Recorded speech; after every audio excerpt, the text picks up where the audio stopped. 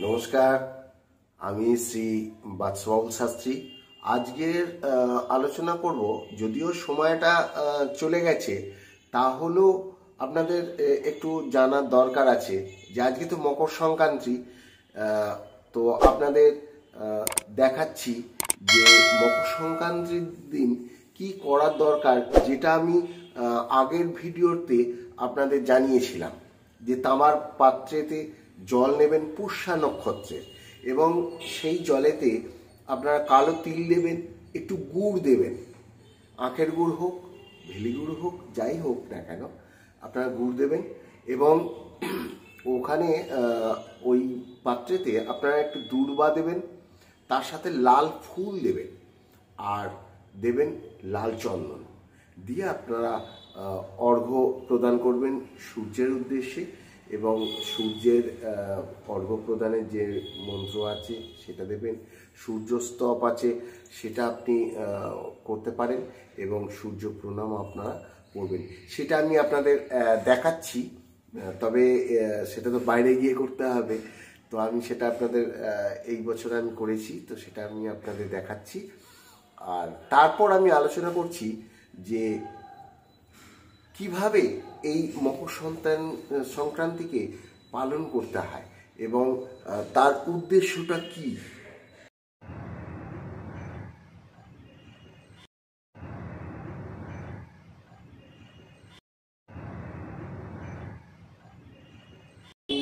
নমো বিভস্যতে ব্রহ্মণো ভাস্যতে বিষ্ণু তেজসে জগত সৌবিত্রে সূর্যয় সবিত্রে কর্মদায়িনে ইন্দমার্ঘং। ওম নমঃ শ্রী সূর্যদেবায় নমো নমঃ। এতৎ সচন্দন পুষ্পম। ওম নমঃ শ্রী সূর্যদেবায় নমো নমঃ। এতৎ সচন্দন পুষ্পম। ওম নমো শ্রী সূর্যদেবায় নমো নমঃ। এতৎ সচন্দন পুষ্পম। ওম নমো শ্রী সূর্যদেবায় নমো নমঃ। ওম নমঃ শ্রী সূর্যদেবায় নমো নমঃ। এতৎ সচন্দন পুষ্পম। ওম নমঃ শ্রী সূর্যদেবায় নমো নমঃ। এতৎ সচন্দন পুষ্পম। ওম নমঃ শ্রী সূর্যদেবায় নমো নমঃ। ওম নমঃ শ্রী সূর্যদেবায় নমো নমঃ। ওম নমঃ শ্রী সূর্যদেবায় নমো নমঃ। এতৎ সচন্দন পুষ্পম। ওম নমঃ শ্রী সূর্যদেবায় নমো নমঃ। ওম নমঃ শ্রী সূর্যদেবায় নমো নমঃ। ওম জবাকুসুম সংকাশং কাশ্যপেয়ং মহার্ধতিং ধন্তারিং সর্বপাপঘ্নং প্রণতস্মি দিবাকরম। ওম নমঃ শ্রী সূর্যদেবায় নমো নমঃ। ওম নমঃ শ্রী সূর্যদেবায় নমো নমঃ। ওম নমঃ শ্রী সূর্যদেবায় নমো নমঃ। ওম নমঃ শ্রী সূর্যদেবায় নমো নমঃ।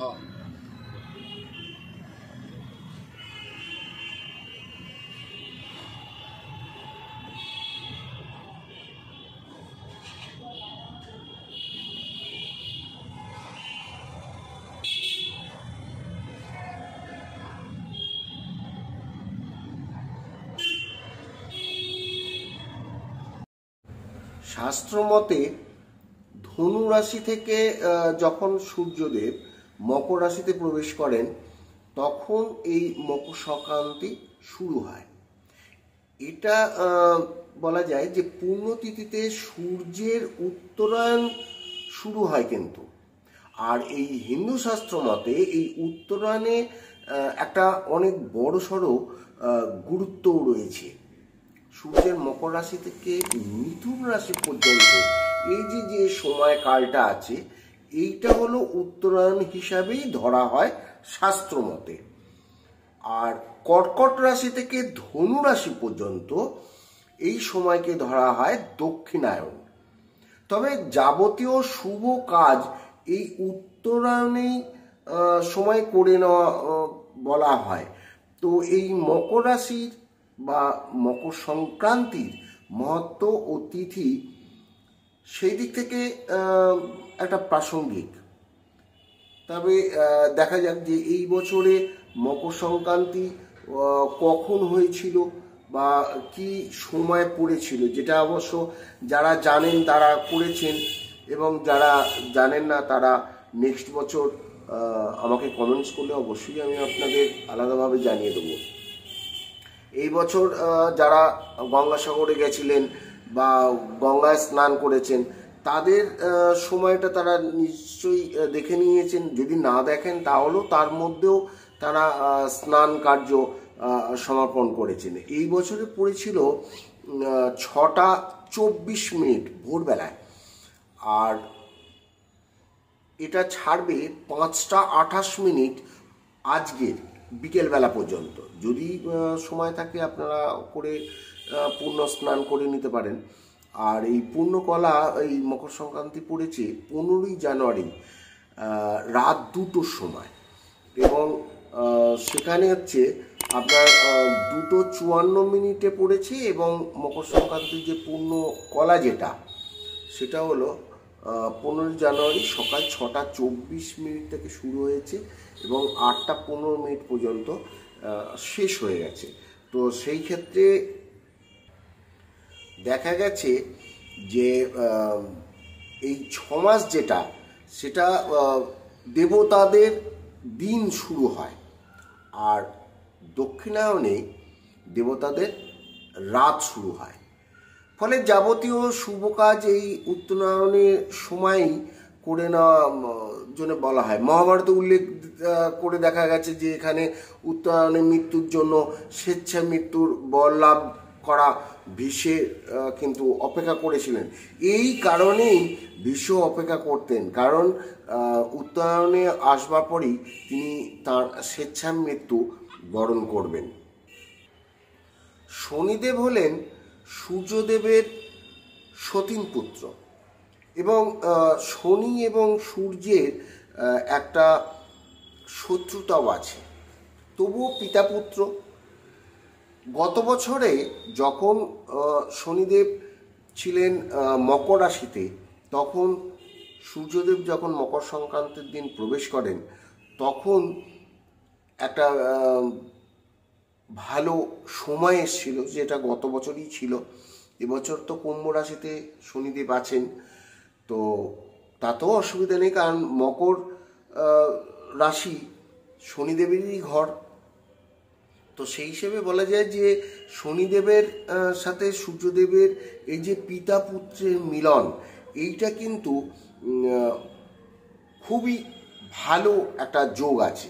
এই দিন কালো তিল দান করা ভীষণভাবে ভালো। কালো তিল সমস্ত শুভ কাজে দান করতে হয় এবং শুভ কাজে কালো তিল লাগে। তো এই পিতা পুত্রের যে মিলন আছে, তো শনিদেব এর ফলেতে পুত্রের রাশিতে পিতার প্রবেশ, রাশি বা ঘর যা আছে সেখানে, তো সেখানে হিন্দু শাস্ত্র মতে মনে করা হচ্ছে যে এই মকর সংক্রান্তির দিন স্নান সেরে পুজো করলে, এবং এই মকর সংক্রান্তির দিন যদি কাউকে কিছু দান করা হয় তবে কিন্তু অতি শুভ বলেই মানা হয়। এবং আমি যে ভিডিওটা করেছিলাম সেই ভিডিওটাতে মানে গত পরশু দিনকেই ছেড়েছিলাম, তো তখন সেখানে বলা হয়েছে যে আপনারা দান ধ্যান করুন, কাকে দান করবেন বা কী দান করবেন সেগুলো কিন্তু ওখানে বলা রয়েছে। তো আপনারা সময় থাকতে করুন, যদি মনে করেন আগামীকাল দান করবেন করতে পারেন, তাতে কোনো অসুবিধা নেই। তো ভালো থাকবেন, অন্যের উপকার করুন, দেখবেন পরবর্তীকালে অনেকটাই আপনারা সুখ শান্তি দুটো, দেখুন শান্তি কিন্তু টপ করে পাওয়া যায় না। তো শান্তির জন্য এই যে উপকার করছেন অন্যের, এই যে অন্যকে দান করছেন, হ্যাঁ, তো দান কিন্তু ব্যক্তি থেকে দান করবেন, অযথা দান করতেই হবে বলে দান করে দিলেন সেইভাবে করবেন না। যার দান নেওয়ার যে যোগ্য, যার প্রয়োজন, তাকে দান করবেন। অযথা কাউকে দান করবেন না, সেই দান নিষ্ফল হবে। তো ভালো থাকুন, অন্যের ভালো করুন। নমস্কার, আবার নতুন ভিডিও নিয়ে আপনাদের কাছে আসব। শুধু রাশিফল নিয়ে ভাবলে হবে না, অনেক কিছু আছে, সেগুলো নিয়েও ভাবতে হবে। নতুন নতুন ভিডিও দেবো। ভালো থাকুন।